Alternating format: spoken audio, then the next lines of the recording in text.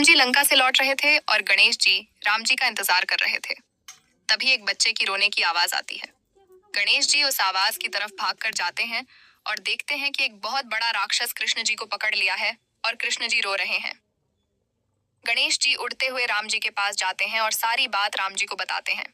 गणेश जी की बात सुनकर राम जी क्रोधित हो जाते हैं और हनुमान जी को गणेश जी के साथ भेजते हैं। हनुमान जी गणेश जी के साथ कृष्ण जी के पास जाते हैं और राक्षस को मार भगाते हैं।